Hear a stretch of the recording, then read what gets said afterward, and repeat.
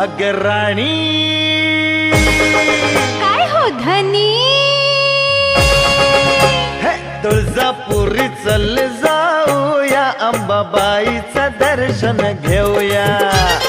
तुळजापुरी चल जाऊया अंबाबाईचं दर्शन घेऊया बालेघाट चढून या चैत्राची यात्रा